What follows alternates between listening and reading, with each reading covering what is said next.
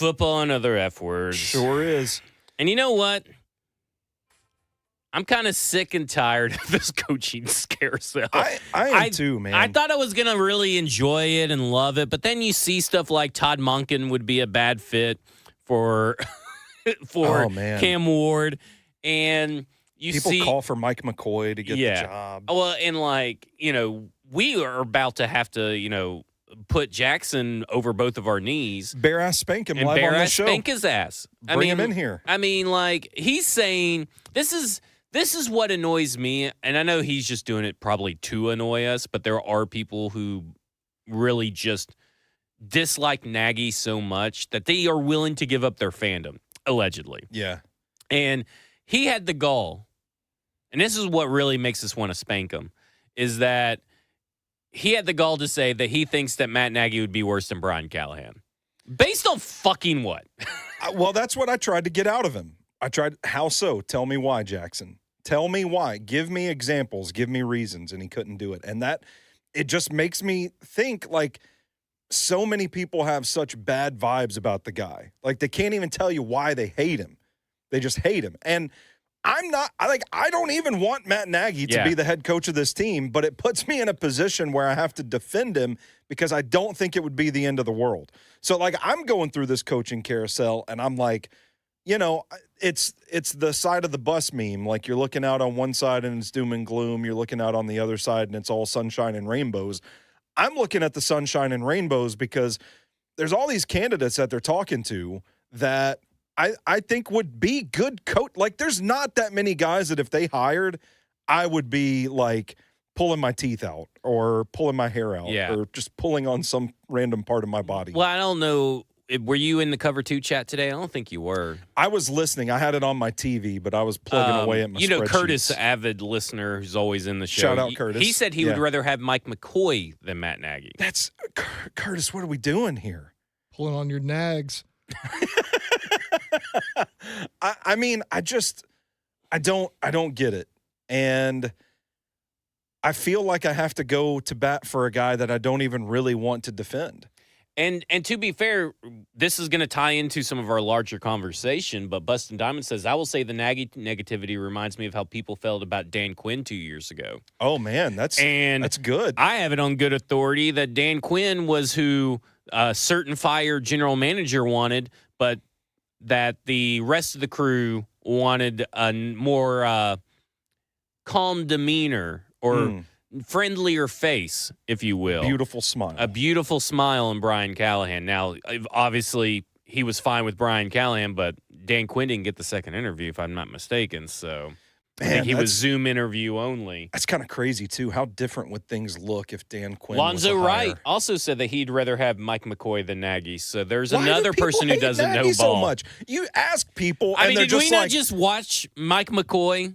I mean, why? I just don't get it. If you ask people, like Jackson. And Curtis is now saying that he didn't mean it, and I knew this is what he would say. If you ask people like Jackson, why is this the worst possible outcome? Well, it just is. I'm like, and I'm with you. I don't really want Matt Nagy, Robert Salah, or Kevin Stefanski. I don't want any of them. I'm with you. But I also can't sit here and say, I find the conversation. That's what annoys me the most. It's not that people don't like Matt Nagy.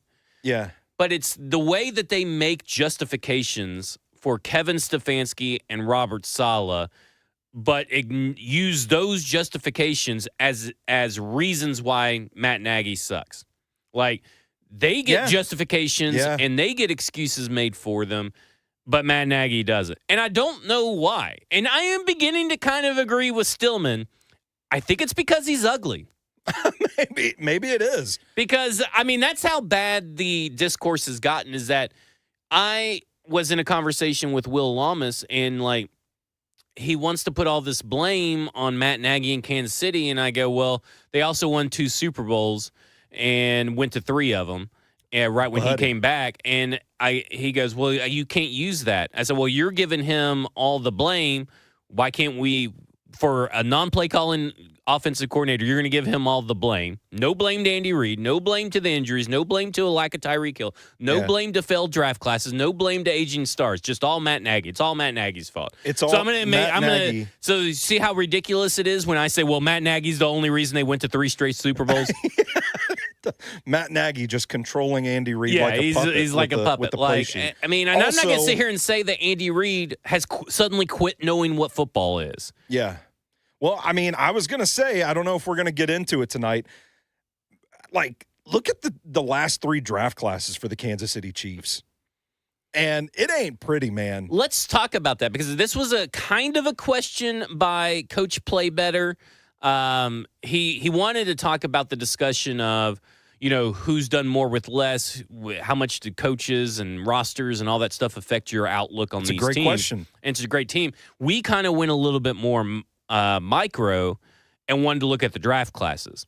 So I went and looked at the draft classes today. You went a little bit step further, and you looked at 2 years before the coach got there, because the thinking is that it usually takes a couple years before you know what a draft class is. Your rookies are not automatically contributing. Like, just because you draft a guy in 2020 does not mean he's going to be a factor in 2020. Yeah. If you get a job in 2020, chances are you are coaching a lot of players from 2020, 19, 18. So that's why I went back and to be clear, this is not to say that these coaches did or didn't have say in these draft classes. Like, unless we have seen it reported that this coach wanted this player over this GM, that's not really what we're talking about. What we're really trying to focus in on, who really had rosters bereft of talent, and what did they do with those? Yeah, and I'll say, like, we looked, you narrowed it down to four subjects here: Stefanski, Nagy, McDaniel, and Salah. Yeah, because those are the retreads that get the most comparisons among each other. Yeah. Obviously, if you're trying to lower Mike McCarthy's standard to put it on with them, then you're crazy. Yeah. If you're trying to up Vance Joseph's standard to put it up with them, then you're crazy. Like, those are the 4 guys that get discussed the most and compared the most to each other. Sure. And not treated equally. Like, the critiques and the context and nuance that goes into discussing these candidates, the people who love McDaniel think he does no wrong. And maybe we come to that conclusion tonight because we did talk a little bit about that. But again, it's about the conversation. Like, it's very disingenuous for us to have a conversation about head coaching candidates and not provide you context and information. Yeah. Now, what you choose to do with that context and information, totally up to you. I'm not here to tell you that Matt Nagy's 100% sure going to be better than Robert Salah. I'm not even here to tell you that you should like Matt Nagy. Yeah. And I'm not here to tell you that you should hate Robert Salah. I am here to tell you should hate Kevin Stefanski, but that's a whole nother rant. You can go listen to all that was laid out in last week's episode, which, by the way, Huxley's eye is progressing. He still has to wear the cone. Hopefully the cone comes off next Wednesday at an eye exam. We had a couple people ask for a Hux date. Get better, big dog. I hope you're watching. Yeah. Hope you can hear me. He can. I did leave the TV on for him. Oh, very well. All right. They like to watch ball. Listen, I leave the TV on for my cats. Yeah. So, let's start here. Okay. When you started doing the research, what was your biggest takeaway on just overall on these draft classes for these 4 coaches? My main takeaway is that none of them are particularly good. Which makes sense because they're taking over a franchise that just fired their coach. You don't fire your coach if you're winning games. So I did kind of feel like, man, all of these guys had it pretty rough. And to determine big picture for the entire span that these candidates were previously head coaches, I think you did have to kind of get into the weeds a little bit and kind of dig back into who was who in the class and all that to split hairs to kind of determine. But I do think there is one guy that I don't know if you've had a chance to revisit all the draft classes or not, but I do think there's one of the 4 guys that, to me, I landed on pretty comfortably had a much better run of draft picks than the other 3. I mean, my thought process looking through it was that Robert Salah had a much better draft class than the rest of them. Yeah, that's who I landed on too. So just so people know, he has 25.8% still of his starters on that team. Now, I didn't go 2 years before. Yeah. But if you went 2 years before, you're going to have even more starters to all this. And remember, he had Sauce Gardner, which everybody thought he was going to be the best corner. Yeah. And then they had Garrett Wilson. They had Breece Hall. Mm-hmm. I mean, they had and some of these guys are stacked on offense, like Olu Fashanu, right? Yeah. Couple of offensive line picks. Olu Fashanu, Tippmann, and Elijah Vera Tucker are 3 starters they drafted while Salah was there. That's a pretty good run. They also drafted Isaiah Davis and Braylon Allen to go with Breece Hall. Yeah. They had Garrett Wilson. They also drafted Elijah Moore, and they drafted Malachi Corley. I know those didn't work out, but they were drafting offense. And at the same time, they still got Jeremy Rucker, right? Like, that's a guy they just gave an extension to. Yeah. Not to mention all the guys they have on defense. Will McDonald, Jermaine Johnson. Jermaine Johnson's a I mean, sneaky they good have pick a in starter at linebacker whose name just escaped me right now. But they also there. have Jamie and Sherwood? Yeah, Sherwood. Yeah. And then they have Quantaz Staggers, who's back there getting, and they also have I'm thinking of They the got Bears now. Azariah Thomas from FSU corner. Well, that was this year, so that doesn't count. My bad. But like, I look at those defenses and players that he got, and I'm like, these are quality players. Like, if I told you as a Titans fan that, hey, we can bring you Garrett Wilson, Olu Fashanu, and we can also give you Breece Hall, you guys would cream your pants. Yeah. I And mean, those pants would be wet. Yeah, that's I still the misses were pretty bad. And there's one class in there that Salah was around for where I think they may have gotten one player. It was the Izzy Abanikanda draft. Will McDonald. Was that the same class? That was his first round pick that year. Yeah, the Will McDonald draft was a pretty tough one. But otherwise, you're looking at them getting like 2 to 3 contributors out of every class, which kind of feels like, again, I don't have hard metrics on this, but I feel like the best drafting teams are usually getting like 3 to 4 solid contributors out of each class. Like, and don't forget, they also had Quinnen Williams, the 2 drafts before. Yeah, that was the and at one 2019. point, Mekhi Becton was actually pretty good. Yeah. Was considered pretty good until Keith Carter got a hold of him. So I think, like, theoretically, the Jets, from a drafting perspective, were not too far off from what you would consider a good drafting team.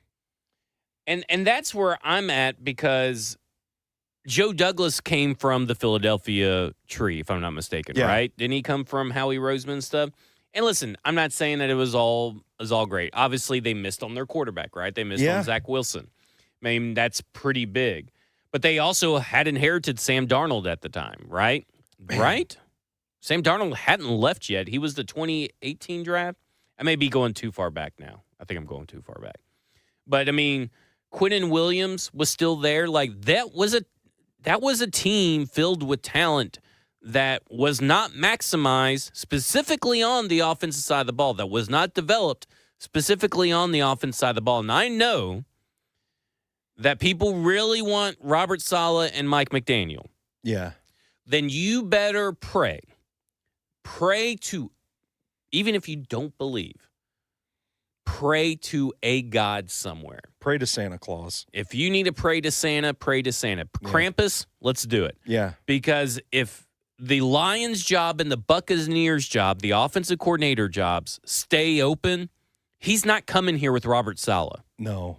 I mean, I've got that on pretty good authority that it would be very shocking. So you have to hope those positions get filled, and then you Brian Callahan interviewed with Tampa Bay. Yeah. Mike McDaniel. I mean, are these Todd guys going to Monken, wait for Mike McDaniel? Because I've heard that they have asked. He's asked. I'm going to see how this Titans-Ravens gigs shape out. Yeah. And if I can get one of those jobs, I'm going to take one of those jobs. If not, I'll come back to you guys. Yeah. And they may not like that. They may feel it. So you guys have to hope. So then you're probably looking at bringing the same guys he had with him at the Jets, don't say that. Unless he's going to. Now, I'm okay with Jeff Ulbrich and everybody on the defensive side. Jeff Ulbrich fucks. Of course, now Robert Salah is going to call defensive play, so what good is Jeff Ulbrich now? Well, maybe Robert Salah retains Nick Holtz. Maybe. There you go. So my question is, maybe Robert Salah is a candidate to pair Matt Nagy with him. Ooh. But let me say this. He didn't like it at the Jets when they forced him to get Nathaniel Hackett, when they forced him to try to fire then Nathaniel Hackett. Yeah. When they then had 5 new staff members fired and replaced it by ownership and by the general manager. He didn't like that. So is he going to be open to that? Man, that's a good question. And I know I use Matt Nagy as an example because I don't think Kevin Stefanski, he's probably too proud to take a job here. He can get a play calling job somewhere else or a head coaching job. Same with Mike McDaniel. Maybe you get Jason Garrett, right? Brian Daboll? Maybe Brian Daboll. But that's someone that's put onto him, and does he want it? So then I'm looking at this draft class, and I'm looking at what they were able to do with some of these picks, and they also spent money in free agency and got a lot of guys that Titans fans wanted. Yeah. And those guys flamed out. I don't know. It's just, and I get that it's the Jets and maybe players just go there to die, even drafted players. But at the same time, the job of the head coach is to maximize the potential of every player on the roster, not just the one that he's known for on his side of the ball, not just defense. He's there to maximize everybody. And I don't know if they really, truly maximize talent on their roster. They should have been far more competitive than they actually were. And I feel like the Aaron Rodgers injury is used as a crutch for a lot of Salah's tenure with the Jets. But it's just so underwhelming, the results. Yeah. And at the end of the day, it is bottom line results. Things kind of ended very stinky. And I don't know what's causing the smell with Robert Salah, but there's something off about the way he exited the Jets, and it's just too easy to make things squeaky clean for him. I feel like he's getting a pass because it's the Jets, and people are not looking at what he did to cause the Jets to be the Jets, if that makes sense. Or didn't stop the Jets from being the Jets. Yeah. Because, we even saw with Rex Ryan that he was able to find some form of success. Yeah. And I think a lot of this also is recency bias, right? He kind of ducked a while. He spent some time at Green Bay after he got fired. And then people conflate the defense fell off because Salah left. Well, no, it's because Ulbrich, who was calling the plays for the defense, is now thrust into calling the plays for the defense of being head coach of the New York Jets. Yeah. Or he had to give up play calling to be, I don't really know which one it is, or he gave up play calling to be interim head coach of the Jets, and the guy that replaced him stunk.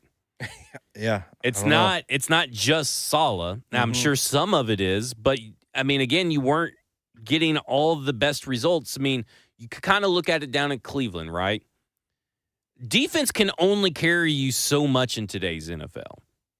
It can stop the bleeding. It can help win you some games. But you have to be able to play complementary football, and that's where Kevin Stefanski, Robert Salah, and even Matt Nagy for a certain period of time all fell short. And really down in Miami, the defense fell a little short in Miami in that area, being able to, play complementary football. Now, when Vic Fangio was there at Miami, everything was really great. Yeah. That's crazy. Vic Fangio was also at the Chicago Bears where everything was great, but nobody uses that excuse for Mike McDaniels. No, they don't. And so, just again, I look at it and I go, first off, everything's a crapshoot. Yeah. It's all about mitigating risk. And I feel like outside of Kevin Stefanski, out of the 4 coaches we talk about, I think Robert Salah has the second most risk attached to him. And a lot of the recency bias from his San Francisco 49ers stint, which is very good. Elite, really. And even now, we'll say this, they're last in sack rate, they're last in pressure rate. Obviously, we know why, but that is a concern. Because let me tell you something. the talent that you have on this roster is probably a lot closer to what San Francisco's playing with right now. Fair enough. Than it was with the Jets. Fair enough. It's also the juxtaposition of the two roles for Robert Salah that I think make him look almost angelic, like shining down from the heavens as a beacon of hope for this team, this fan base. It's almost like the fact that he's done such a good job as the defensive coordinator of the San Francisco 49ers gives us an opportunity to look back at his time with the Jets and say, see, it was New York. It wasn't him. He was not the problem. It was the Jets. Yeah. When really I think he had a really underwhelming run with the Jets. And let's go then to Stefanski, who probably some bad draft classes, no doubt. Yeah. This last draft class was really good. That's like they didn't have a first-round pick for how many years? Where like their first pick is in the third round. It's like Cedric Tillman. Yeah. So I get there were difficulties there, but they were an active free agency team. And when he took over, he had a good roster early on. And when the roster degraded after a few bad drafts and he couldn't make up the difference and elevate the talent that he had, things start slipping away from him. And then you look at all the influx of talent in this draft with Mason Graham, Carson Schwessinger, Quinshon Judkins, Harold Fannin Jr. You've solved your quarterback problem between Shedeur Sanders or Dylan Gabriel. Just put Dylan Gabriel on Shedeur Sanders' shoulders. Yeah, there we go. You think that's a lot of hits, and these guys contributed right away. I still like the Dylan Sampson pick, too. Doesn't play as much as Judkins, but to see, like, okay, here's an influx of talent, again, young talent, and the results are still what they are with the defense that you had, is discouraging. Like, that's, again, I get back to this message of we got to be open to the fact that these guys helped cause a lot of the situations they were in. Well, I guess it would also be like if everybody, and I go back to what I've said a few times now, if these franchises are so bad at identifying talent, then probably that extends to the personnel. Man, that's you mean the coaching? Coaching, yeah. Staff. That's a good GMs. Everything. And I do find it a little odd that Andrew Berry is the one that's being kept around. I do too. I think that's very odd. Now, I know he had one really great draft class, but that whole thing just seems very odd that because we talked about all these draft classes. And listen, there's some really good hits in here. I mean, you got he was walking into a situation where you already had Baker Mayfield, Myles Garrett, Jabril Peppers, David Njoku, Larry Ogunjobi. Good offensive line. Nick Chubb, Austin Corbett. And then they had one bad draft in 2019. So, like, he had those guys already there. One bad draft 2019. Then he shows up at 2020. They get Jedrick Wills, who they got a lot of use out of. Yeah. You could say whatever his career turned into now, they got a lot of use out of him, and he was very good. Grant Delpit, who's still there. You still got guys like Jordan Elliott, Jacob Phillips, Harrison Bryant. You got Greg Newsome the following year, and Jeremiah Owusu-Karamoa. JOK. You had James Hudson, who ended up being a pretty good player for them, a reliable player. Tommy Togiai was there. And then you trade for Deshaun Watson. Oh. And it's not like he said, no. So I don't want to hear that. Don't. I'm not saying that he was like all in on it and the architect, but he was all right with it. It's kind of like when Brian Callen said, oh, yeah, I can work with Will Levis. But they did get out of that draft class at least a guy they just gave an extension to in Alex Wright. Alex Wright's been kind of an underrated player there for them. And then because of that, they then had to settle for Cedric Tillman. They got DeJuan Jones, Luke Weipler, just a couple of different guys that just are role players. Yeah. Cedric Tillman is so weird, though, because I feel like there's a good wide receiver in there. He shows up sometimes. And he shows up, but why is he not more involved? I don't know. And Jerry Jeudy is kind of weird, too, that whole thing. And then you got Michael Hall, Zach Zinter. Zach Zinter didn't turn anything. Jamari Thrash didn't turn anything. Nathaniel Watson didn't turn anything. But that's also player development, too. Yeah. Like, there's a lot of guys that had talent. Like, Michael Hall, a little bit of a head case, though, but he had talent. Shamari Thrash had talent. Nathaniel Watson had talent. Cedric Tillman has talent. Yeah. And then the whole thing with the Shedeur Sanders thing. The Dylan and then Gabriel I go back decision. to the Deshaun. Listen, you can hear all the Deshaun Watson discourse on the last episode, compounded with the Baker Mayfield. Then you got the Shedeur Sanders, Dylan Gabriel. That's 3 different quarterback situations, and then the scheme doesn't fit. And to me, there's enough talent here to be better than what he was. Should he be an 11-5 team every year? No. But should he be as bad as he was? I don't think so. Well, that's the thing is that, like, you're saying all this, and like the weird part is, like, from what I'm hearing from Browns fans, it's not really the results that they take issue with the most. It's kind of, you hear this talk about accountability and leadership and the locker room. And so when you start getting into that kind of stuff, to me, it's more alarming because it's a signal for like a potentially toxic situation. And I don't know how that got away from him. But if we're just talking about football, yeah, that's underwhelming in its own right. But then you compound it with the locker room issues. And I don't know. It just kind of feels like a death knell for Stefanski. I don't know why he's such a hot candidate. And I know I listened to Cover 2 today, and I heard you guys talking about how, maybe he should take a year off and all that. And I kind of wonder, again, this is just complete bullshit, not a report or anything, but like in his mind, is he thinking like, I got to get back into coaching because if I take a year off, it's going to cool off and people are going to look back at what I did. And I might not get a head coaching opportunity. Well, I think there's a lot of prime offensive coordinating opportunities for him to maybe rehab and his image. Because, I mean, like, here's the thing. Remember when Kevin Stefanski, when the talk around – oh, let's first start here. Remember when everybody said when Mike Vrabel was fired, the teams would fire their head coaches for Mike Vrabel and nobody ever did? Oh. And Stefanski, a lot of people said the same thing, which I was so surprised about. And I think it goes back to the reputation of Cleveland. Like, well, it's Cleveland's fault. It's not that he's a bad head coach.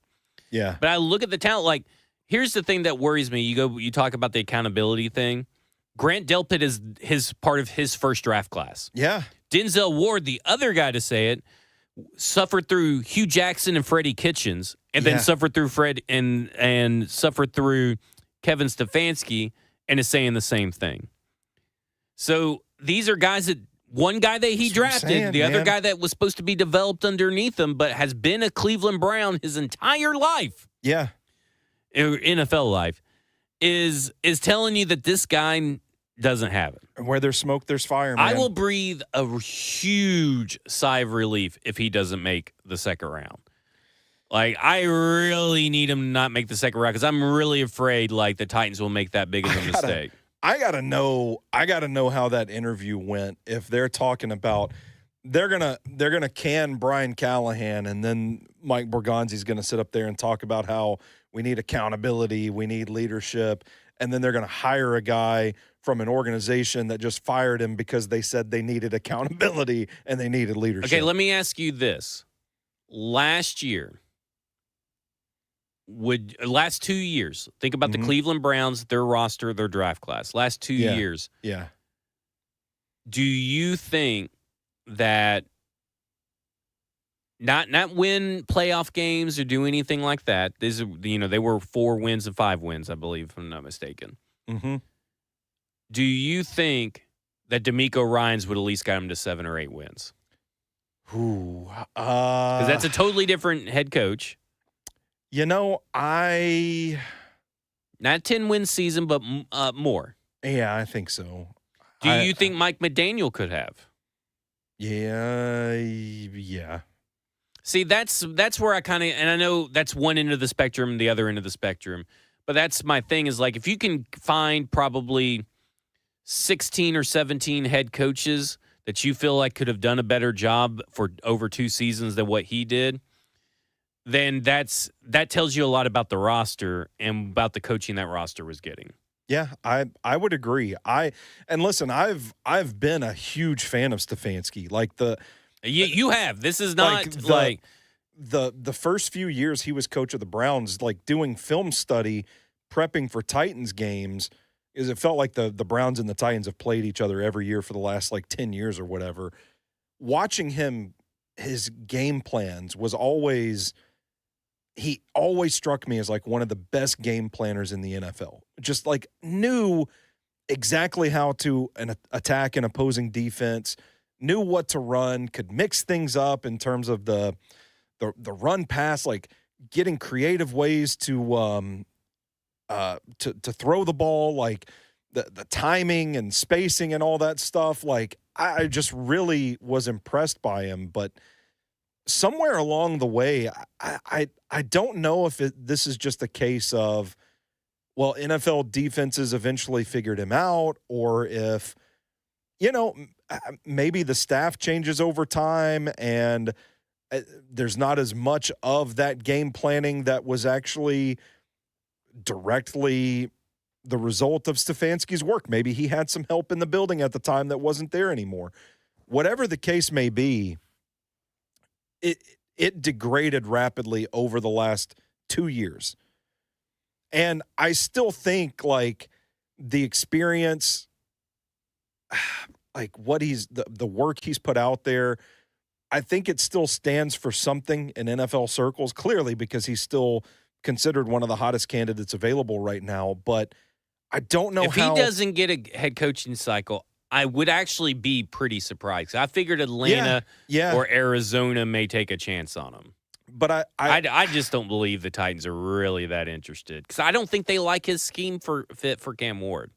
Yeah, and if you're projecting, I think some of the stuff that he can do has done at times way in the past. I'm talking the early years with Cleveland. I think he probably could scheme up from some deep shots for Cam Ward, but I think his biggest impact on Cam Ward is his focus on the run game, which isn't really about developing the quarterback. It's just kind of helping the situation around him. And for me, you're looking to maximize Cam Ward right now. Yeah. Especially if you're Mike Bergonzi, right? Yeah. I mean, you're probably thinking, okay, I got to get the most out of Cam Ward. And getting the most out of Cam Ward means finding the right fit. Yeah. Scheme-wise as well. And I want Cam Ward to be under center more down the line. Yeah. But cramming him under center year 2 while he's also learning a new system and having to do that needs to be a side gig. Yeah. That's a side. Being under center is a side hustle right now. You need to maximize what he does well now. And that's having a little bit of freedom, not being very structured, being able to take the deep shots and make sure you manage the progressions and all that properly. That's what you need to be focused on. He needs to still learn to be under center. You can't live in the NFL in shotgun. Yeah. But at the same time, you got to kind of ease him into that. You can't just thrust him into it. And I just go back to Kevin Stefanski doing that with Deshaun Watson. I don't want to spend too much time on Matt Nagy because we have talked a lot about Matt Nagy's draft class. But I'm going to let you have the floor on the Matt Nagy draft class talk. To wrap up Stefanski real quick, the point I was trying to get at is over time, you can dip off in production. Maybe your scheme gets a little stale in Cleveland, and it's easy to rationalize a fresh start somewhere saying, well, he just needs a new supporting cast, new situation, breath of fresh air is probably good for everyone. But when you get to the point where you're making decisions like Dylan Gabriel over Shedeur Sanders, you're making decisions like the 2-point fiasco against the Titans, and then your leaders in your locker room start coming out and saying things about accountability and leadership, that's a huge red flag to me. That kind of feels like a situation that has gotten too far gone. That's a situation that people think is the situation in Matt Nagy. Yeah, yeah. On Matt Nagy, I would just reiterate he demonstrated an understanding of where his personnel works best when he was in charge of the 2018 Bears offense. I think there's some stuff in that playbook that Cam Ward would excel at. 4 verts, we talk about that a lot. There was a lot of that in the 2018 Bears. They do some of the scissors concepts, which different from switch verts, but same kind of family, same philosophy on the play. They ran a lot of inside zone, which when we saw the Titans kind of switch to more of zone runs this year, They were more effective. I get the locker room stuff. That is a concern, and that's ultimately why I'm like, things go sour for all of these guys. That's a reason they're retreads to begin with. But I think from an offensive scheme standpoint, I hammered home. What do you think about his handling of the personnel that he had? Like player development, the talent that he had. Do you think he exceeded the talent that he had, or do you think that in 2018? Yeah, in 2018, I would say so. Yeah, and the example I used, I don't remember if it was on this show or if it was on 3HL when I was filling in with Brent a couple of Fridays ago. But like understanding, hey, my tackles aren't very good in space, and my tight end's not a very good blocker. So maybe I shouldn't have the tight end blocking the edge rusher, and maybe I shouldn't have my tackles climbing to the second level to pick off these linebackers. So why don't I just insert the tight end, have the tackle handle the edge rusher, and the tight end go up and take on the linebacker? Like that's an understanding of, or that's a demonstrated understanding of what my players do well and how to put them in positions to succeed. Like and there's a lot in the book we're referencing, the Bobby Peters book about the 2018 Bears offense. There's still like a lot in it where we had to get Trubisky calmed down. We had to get Trubisky into a rhythm.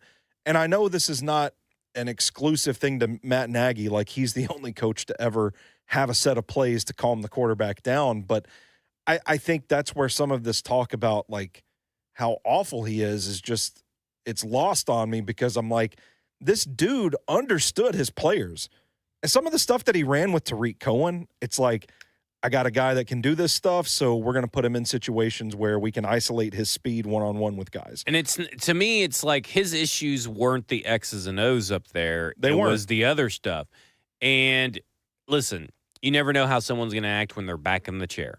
Yeah, Cliff sure. Kingsbury was like, I learned so much about, my time at Arizona, my time away, and then he didn't learn shit.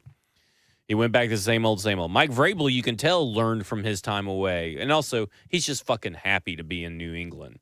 Yeah. He's so glad to be in New England. Yeah. But, like, there is a little bit that you learn in these periods of self-reflection, and nobody's probably taking more opportunity to learn more negative things about himself so he can correct them than Matt Nagy. Mm-hmm. There's a reason why he's doing something different, right? Kind of like Robert Salah. Robert Salah is doing something different by taking over play calling and wanting to be a play calling head coach because he wants to feel connected to the game, to the team. Mm-hmm. Matt Nagy is giving that away because he wants to feel connected to the team. Same reason, just different methods. Yeah, sure. And you want to see that in a head coach. But to the point of whether or not he really had a good roster and all that kind of stuff, probably not. I would say the roster pretty deteriorated. Yeah, it was pretty quickly. Yeah, it was eroding. And so, like, I think that at the same time, at one point it's really good, then it gets worse and worse and worse. Because if you look at guys like Trey Burton, Jordan Howard, Jerry Cohen, Allen Robinson, flamed out, Taylor Gabriel, Darnell Mooney, like these guys started to flame out for a while, and it just never recaptured that glory. Is that a Matt Nagy issue? Is that a them issue? I don't know. But I think to your point, though, you kind of said it earlier, and I want to shift to Mike McDaniel. You said that a lot of these guys were all fired for a reason, a really good reason. Mm-hmm. I don't know if Mike McDaniel was fired for a really good reason. Yeah, we were talking about that a little bit before we were recording, and I told you, I'm like, I'm looking at the big picture in Miami, and I'm having trouble finding a reason why Mike McDaniel was fired other than we got a new GM and the GM wants to get his guy, so we're going to go with a fresh start.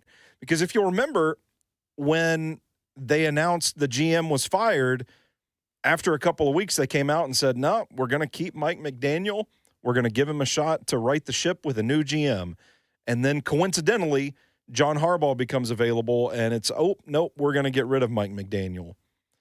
And I'm not saying the two things are related, but it is kind of funny to look back on and think, man, I don't know what went so wrong, because you don't have the instances of players from that Dolphins locker room coming out and saying, wow, we needed a change. And it's one of the few firings where you see fans come out of the woodwork to defend and love and dote on Mike McDaniel. Like they're sad that he is gone. Yeah. He wasn't the issue. And you're thinking, and listen, let's be honest.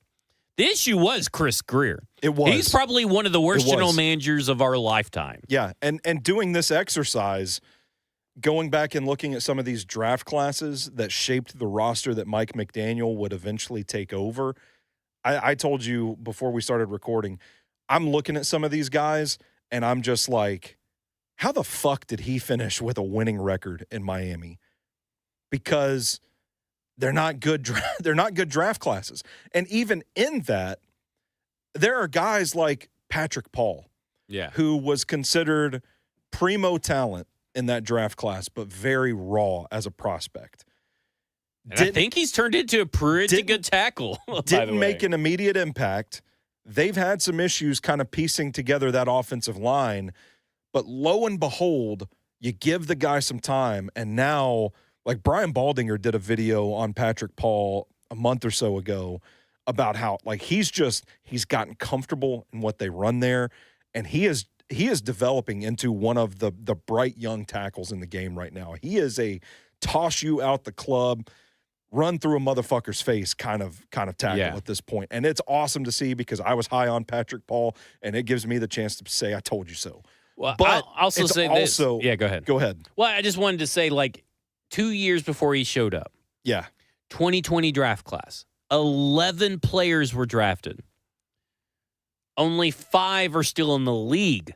Not just the Dolphins, but in the league. In the league. Yeah. It's Tua, Austin Jackson, Noah Igabani, Robert Hunt, and Brandon Jones. Yeah. That's the 5 out of the 6 that they drafted that are still in the league. And then the year that they did draft, his very first year, was Channing Tindall, Eric Uzukanma, Cameron Good, and Skylar Thompson. 4 draft picks. This is like the antithesis of the 2018 draft for the Titans, where they only had 4 draft picks, at least you had Harold Landry. Mm-hmm. And then it went Cam Smith, who is fine. Fine. No, he's not the Cam I'm thinking of, so he's trash. I just realized which Cam Smith he was.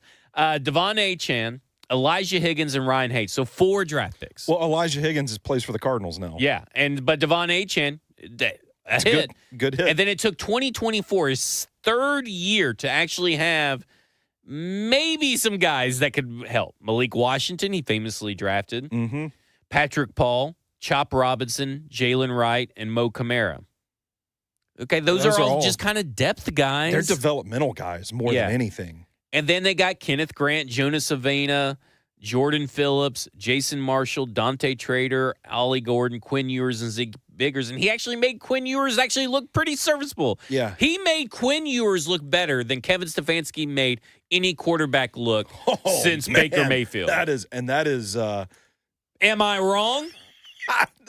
That's disgusting. Think about that. Disgusting. Think about that when you want to talk. No, you're right. And let me say this. You're right. I'll go back to Matt Nagy. Matt Nagy made Mitch Trubisky look better than anybody else ever has, and better than any of the quarterbacks Kevin Stefanski has had outside of Joe Flacco. Man, you're kind of cooking right now. But think about that. Quinn Ewers, who was drafted after almost all the quarterbacks in the league that were eligible. Yeah. And a guy that was a sloppy footwork, he was always banged up, always injured. He made him look he made him look almost better than Tua. Yeah. But he made him look better than anybody Kevin Stefanski's ever had. Man, it's kind of crazy to go back through the list because it feels like right there is why the GM got fired in Miami because Mike McDaniel was Chris Greer was there for forever. Was given players that are no longer in the league or players that were developmental guys that were not going to be good for like 3 or 4 years. And then you don't have the patience to stick with them. It's astonishing. The fact that he leaves Miami with a winning record there and what was it, 2 playoff appearances? He's 0-2, right? Yeah. I'm impressed by that. Like, this is not grounds for dismissal. Didn't one of their playoff games they had to start Skylar Thompson? Yeah, that's right. That's right. So, like, the injuries and all that, like, it blows my mind that Miami fired this guy.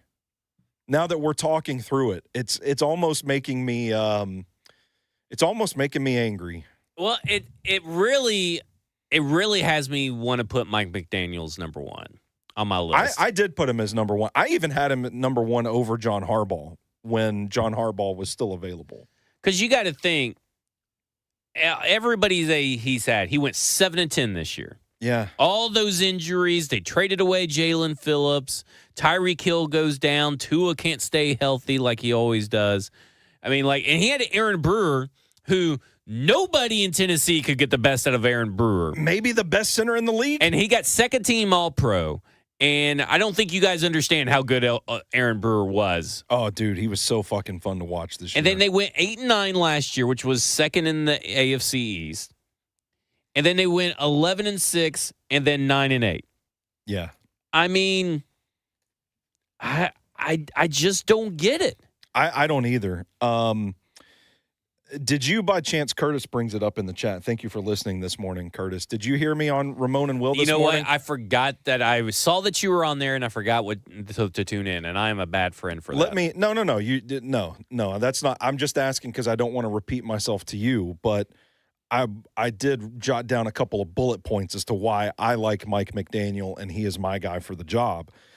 For one, we've talked about this on this show even. There's more downfield passing concepts in his offense than I think he's given credit for. I think people see him as like a Shanahan disciple and just kind of miscast him as like, quick timing throws and all that stuff, and it's not the case. I love his run game. I mean, the things he does in the run game to get Devon Achane one-on-one in the open field with, linebackers that he can outrun and all that. Great stuff, a lot of perimeter runs. I love that he still uses a fullback, does a lot of like insert blocks and moves the fullback around to kind of lead and create that space and leverage and angles and all that kind of stuff. It's awesome. He's really good in the run game. The cheat motion stuff. Like, oh yeah, he loves motion. That's him, dude. That's him. Putting Tyreek Hill at tight end. Like that's spreading all throughout the NFL because of something that he did. And they still can't catch up to him. And for those that are wondering, this cheat motion, like you're sending the wide receiver out pretty much simultaneously at the same time that you're snapping the ball. So the movement at the same time kind of freezes the defense. They don't know what the fuck to do. They're like, oh, God, we can't. They don't have time to adjust to the motion. So in a way, it gives the receiver a head start. And a lot of times, like he runs plays where there's an outside receiver already and Tyreek Hill's running out by him. It creates like a natural pick on top of things too. So these guys are just like instantly open.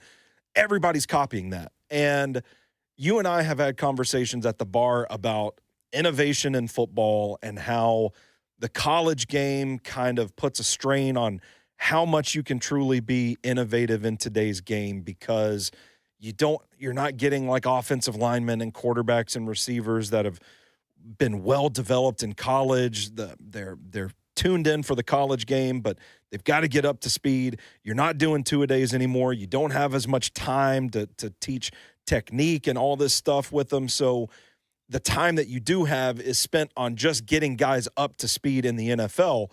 It makes it harder to come up with truly new concepts. Mike McDaniel is a guy that in today's NFL has found a way to come up with genuinely new concepts that people around the NFL are copying from. Well, and so this goes back to the point of Cam Ward's fit.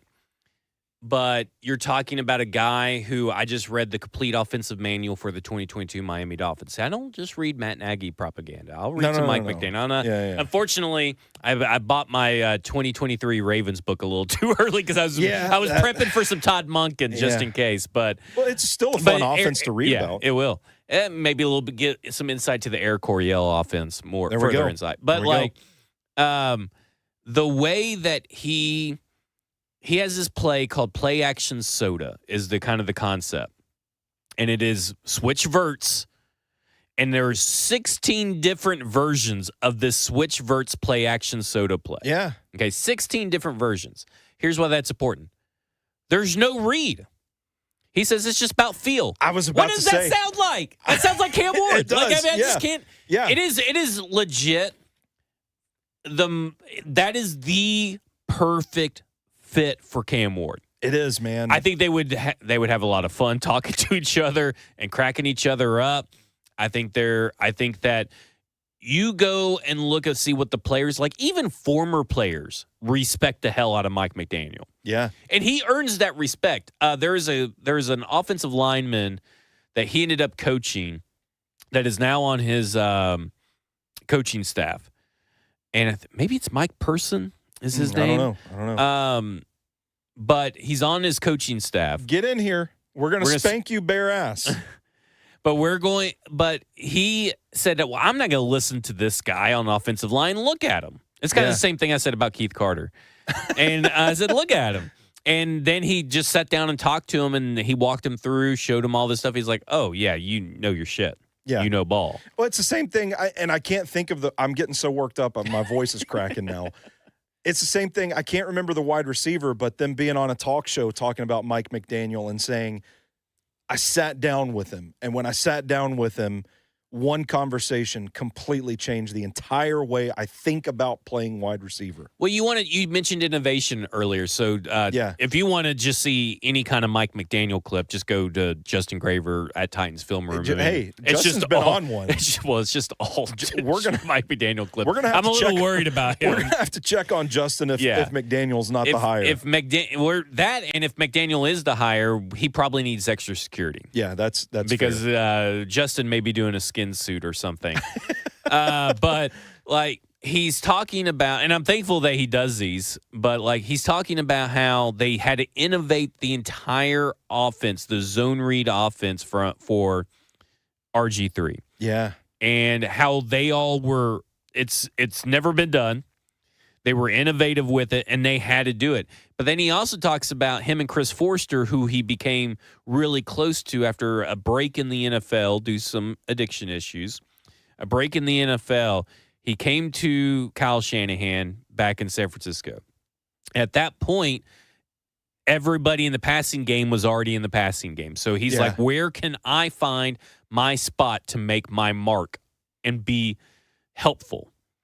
And he goes to Chris Forster, and they are sitting there. They're talking about how they have to tell Kyle they need this and this and this on a play. We need to design a play because Aaron Donald is this kind of 3 technique, and he'll do this. And if we do this play, he'll come in and wreck the whole play. And then we got when 69 is on the field, who I believe he's talking about Sebastian Joseph Day, and he goes, he thinks he's Aaron Donald, but so we can run this play still. But like it's talking about how he always tries to put his players in the best position to succeed. Yeah. And that's why his scheme out of all the McVay, all the Shanahan guys is the most unique. I was about to say it's almost not even their scheme anymore. I liken it the other day as like he was an acorn on the Shanahan tree that fell and his own tree is sprouting. Yeah. Because it's his own tree. Yeah, it is. And I don't know, man. It just feels like I don't want to get anybody's hopes up, but guys like this are kind of few and far between. It's not often that you get these innovative offensive minds that can connect with players and teach them the game at this rate. These guys aren't available often. So Mike McDaniel got paired with Chris Greer. Sean McVay got paired with Les Snead. Tell me who got the better end of that deal. Whew. Right? Yeah. If Mike McDaniel did a bang up job with the general manager he was saddled with. Yeah. And I kind of look at it like if Mike McDaniel had landed with a better GM than Chris Greer, we would be talking about Mike McDaniel more as an NFL just conglomerate. We'd be talking to him in the same breath as Sean McVay. I'm convinced. No, I'm with you. I wasn't going to say it out loud, but since you went there, Andrew Hawkins said that quote, by the way. I'm supposed to relay that to you. The wide receiver. Oh, that's right. Yeah, it was. Yeah. I think he's on the same level as those guys. And his name is Mike. Yeah.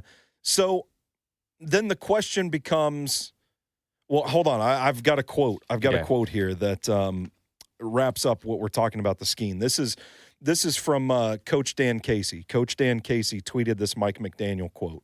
By the way, as we talk about this, the Baltimore Ravens have completed an interview with Mike McDaniel for their head coaching position. He's going to be a head coach. I feel it in my bones. Like somebody's going to recognize, hey, he probably shouldn't have been fired in Miami. Like this guy probably shouldn't be on the market, and the fact that he is on the market when we're looking for a head coaching gig feels awfully fortuitous. Somebody's going to realize that. This is a quote from Mike McDaniel that Coach Dan Casey tweeted last night. We're going to do the opposite of what everyone else is doing. That's the only way to innovate. You should break the rules of what previous coaches have taught. If you're following the rules, the defense has the advantage. That's Mike McDaniel. A lot of coaches probably say shit like that. Mike McDaniel is one of the few examples I can think of that actually puts that on the field. Well, and think about all the other players that are going to benefit from Mike McDaniel. The offensive line instantly will benefit from him and his staff that he brings, especially if he gets to bring Eric Studesville and John Embry with him, who are some of the more respected guys that you have never heard of. Like, the common fan has never heard of them. Yeah. If you can even bring Anthony Weaver. I was about to say, we haven't even talked about Anthony Weaver. And let's be honest, I know Anthony Weaver's numbers dipped defensively, but they had a whole new roster. Yeah. I mean, they traded away people, and then they cut people, and he had a whole new mess. It's another case, another instance of their contributors started to age out, and they didn't have guys ready to step in and replace them. But I think about the offensive line instantly gets an upgrade. Chimere DK stalked through the roof, but Tyjae Spears stalked through the roof. Up. Yeah. And I don't know what they'll do with Tony Pollard or not, but like this is a guy that will get the most out of Cam, get the most out of your most promising young wide receiver out of Chimere. Probably will help Alec Iamanair in some form or fashion. Yeah. Get the most out of your most explosive player on the team in Tyjae Spears. And we'll get the most out of your most expensive unit, the most investments in it, your offensive line. Yeah. Yeah. Oh, but he's too awkward. He's a nerd. And I don't even think he's that awkward. I think he's just dry. But they respond to him. The players love him. Teron Armstead went on and said, that dude holds us accountable. You don't have that coming from Kevin Stefanski. So yeah. I get to the point where I question. I think people only view leadership and accountability and leader of men in one way.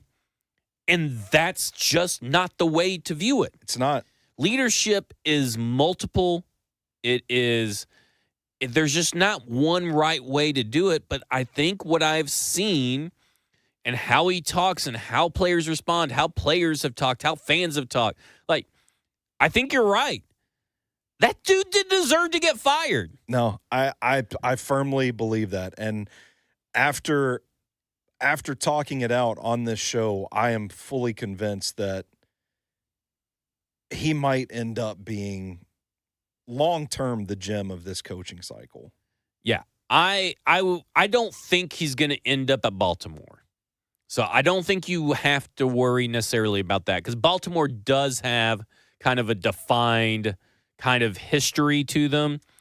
That would be a real break in the mold for Ozzie Newsome, Eric DeCosta, and Steve Bisciotti. I kind of feel like Jesse Minter's going to end up in Baltimore. Yeah, I mean, why not? They're going to keep that scheme going. That same defense they ran this year is the same defense they were running like 20 fucking years ago in Baltimore. Yeah, for me, it's just like the way that Mike McDaniel, he really hits everything you're looking for. Nick Suss today. So we're talking about these four. Love Nick Suss. Head coaches or former head coaches. And Nick Suss talked about if he pulled out his list. There's some running joke about a notepad file that has like 500 words. And he said if he had to pick out the 5 most important questions that he feels the Tennessee Titans are asking themselves about these quarterbacks to start discussion or head coaches start discussion, are they arrogant? Mm. Are they coachable? Mm. Do they get defensive? Mm. Are they open to feedback? And can they reach the players? The only guy I know that checks all of these Matt Nagy. is Mike McDaniel. That's out of what those four. When you read that to me, I just asked out of curiosity. I was like, so who comes to mind with that? Mike McCarthy's obviously the first one that comes to mind, but like and this, Mike McDaniel's the guy out of these four. I told you, I'm like, that sounds like Mike McDaniel to me. And from what I've heard, it went very good over last night.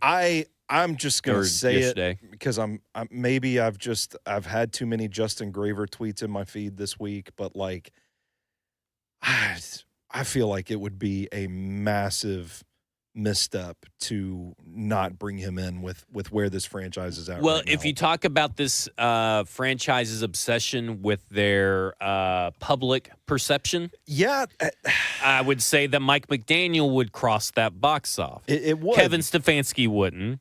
I think No. there'd be a lot of haters of Kevin Stefanski. I definitely don't. We obviously know people will, just riot if it's Matt Nagy, Well, whether that's that's what- right or not. That's what got me thinking about that is like if you're considering the public perception aspect of it, Nagy would have people with pitchforks out in front of Nissan Stadium, but McDaniel seems to be I haven't seen too many people that are just completely out on him. The worst I've seen about McDaniel is, well, can he command a room full of players? Well, obviously, you don't win. You can't win not being a good leader. Yeah. And you can't get the most out of a shitty roster not being a leader. Yeah. Like there, and that's why I go back to Kevin Stefanski and his lack of sustained success, or I go back to what we saw with really Mike McCoy. Mike McCoy was fine, but like, where were these qualms and questions about Brian Callahan? And let me tell you something, Mike McDaniel's better than that. He's the guy, man. He is. I mean, like, I'm very halfly pilled still. Yeah. And I love Chris Shula. Yeah. And I love Mike McCarthy. Like those four with those three and Mike McDaniel together, by far and away, I don't have another coach even close to those four. Yeah. I mean, I still like Anthony Weaver, but there's apparently no interest. No interest. No interest in him. So for me, it's like, if you want the public perception, but also want the innovation, and you want the best fit for your offense, that's also and proven. You want a really good staff, a quality staff, can win games. Shown they can win games. I mean, he hits every check mark. I know, but do they see it that way? I don't know, because I mean, public perception was pretty big in the last coaching cycle, like the marketability and all that kind of stuff. Yeah. And that's one of the holdups of Matt Nagy, right? Like, how do we sell this? I mean, you got, because, that's what's funny about the whole Harbaugh thing. We'll wrap this up here soon. Is that, like, you could tell where the information was coming from when the job was described when talking about Matt Nagy. Because if it came with the addendum of, it's the stadium. Oh, they got the new stadium on the horizon. That came from the Titans. That didn't come from the coach. That came from the Titans. Yeah. So they're really worried about that. And when you're talking about like John Harbaugh, they're willing to go up there and pay him that 18 to 20 million. That's the report. They're willing to go up there and pay him. And the reason is because they'll know they make that money back. Mm-hmm. Because you remember there was that guy that when Brian Callahan got fired, he had saved all those numbers of people told him that they're not going to buy PSLs unless Brian Callahan's fired. Yeah. And he went back and texted them all. That guy would probably be texting everybody about John Harbaugh. And they probably would buy. Yeah. And I don't know if you're going to get that from Mike McDaniel, but you're going to get a better product on the field, which will help with that. You may not get that instantly, but with Matt Nagy, I don't know what you're going to get. Yeah. And so how much does public perception play into their decision? And to be honest, it shouldn't. No, it shouldn't. Let me just say that. They shouldn't give a damn about what us two jabronis say or what any of those jackalopes say out on Twitter, out in the streets that call into the show. It shouldn't matter to them because that's how you lose. Yeah, it is. If you have conviction, no matter what the personality is, no matter what that person is, even if I disagree with you, if you have conviction, you have to hire the guy. Yeah. Because that's your one shot. Mm-hmm. So if your best shot, Mike Bergonzi, to field a competitive football team in your heart, in what you know, is to hire Matt Nagy, then you should do it. I'm not going to be excited about it, but you should do it. Yeah. Now, Is that how they're going to operate? I don't know. If Art Smith, makes it to the second round and he gets to meet up with old Amy and they get to talking, and he can't bring Jim Schwartz, by the way. Jim Schwartz still employed. So this idea that he could just bring Jim Schwartz, now maybe he could bring Mike Munchak. But do you want Art Smith, right? And is that marketable? I don't know if that's about as marketable as Matt Nagy to me. I was about to say that's one of the options, one of the few options that would probably have me in front of Nissan Stadium with a pitchfork. I'd be out there just swinging that thing around. All that to say that public perception should not matter in the hire. No, but I we just don't wonder, know the guys, yeah, right? I agree that it shouldn't, but I just for this particular franchise, I just wonder if at this time trying to sell the new stadium and all this unrest and all this criticism of the leadership of this team, it's just like, do they want to essentially make that worse with an unpopular hire like Matt Nagy? Oh my God! Just wonder if it crosses their mind. Have you seen this quote tweet off of our broadcast? No. Go look up. Look up on Twitter. Just search for @Teddy with 2 Y's Brooks. Teddy's at it again. Oh my God, this is not good. I'm almost tempted to retweet it. Hang on, I don't remember. I don't remember Teddy's handle. Well, I just read it to you. @Teddy. Yeah, with 2 Y's. I don't remember what you just told me. Everybody should go watch it while we're go see it. That is a crazy, insane picture. No, I'm retweeting that. I'm 100% retweeting that. I love that I got some nice tattoo work. You didn't get any tattoos. No. I somehow have less body hair in this picture than I actually do in real life. And what's funny is that I have more body hair than I do in real life. What an insane picture. I love that so much. I love it so much. Oh, it's so good. All right. Jackson, you're still getting spanked. We're spanking you. We're about to get off the air. We're about to spank you. Don't be smiling now. We're going to bend you over our knees because of what you said about Matt Nagy and Brian Callahan. If you're going to tell us. We opened the show with this about how ridiculous your comments are. If you're going to tell us, you got to tell us why. And I still haven't heard why. We haven't heard why. Yeah. Well, we'll see. Coming up on Monday. Quick question. One last thing. One more thing. Okay. Some interesting discourse in the chat of Buck's show earlier today. Okay. City to city, stack them up. Nashville or New York City? Which is better? Nashville or New York City? Mm-hmm. I've never been to New York City, so I can't say. Okay. All right. Never mind. I would assume New York City is better than Nashville. But, I mean, it's different strokes for different folks. It is different strokes for different folks. But, I mean, you went to a bar where you get free hot dog with every beer you drink, and Nashville does not have that. And not that I'm aware of. What I love about New York, it's a magical city that never sleeps. You can go get a slice of pizza at 4 o'clock in the morning if you want to. There's a good cup of coffee on every corner. There's always something to do. You just, I hate driving. You can walk wherever you need to go in New York City. There's always something there. It's a very magical place, but it's also very crowded, very smelly, very dangerous in certain parts. Nashville is home. I don't think I can grade it fairly or objectively because there are things that I do love about Nashville, but I can tell you it's not – to me, it's not – what's Harbaugh's family situation as far as, does he have kids that are still going to high school? To me, the family aspect for a head coaching job, I don't know if that's really what we're talking about here, but, that's a good point. To me, Nashville would have the leg up in that scenario. So is it Nashville versus New York or Nashville versus East Rutherford, New Jersey? That too. Well, that's part of it too, which Jersey gets a bad rap anyway. And it's so expensive up there to live. It is, yeah. So half his money is going to probably a house. But if you've got money, maybe that's a way of qualifying it. If you've got money in New York City, you can do anything you want. Do anything you want. I was actually going to have an actual topic. So PK reported that at most 5 candidates will make it to the second round. Okay. So that's going to be likely starting on Monday. Mm-hmm. I'm going to go with 5. 5. I'm going to go with, not in any order, Chris Shula. I'm going to go with Robert Salah, Mike McDaniel, Mike McCarthy, and Matt Nagy. Man, I'm going to replace Mike McCarthy with Arthur Smith. Okay, there you go. That's our 5. All right, that'll do it for us. This is Football None of the F Words, and you have just been effed.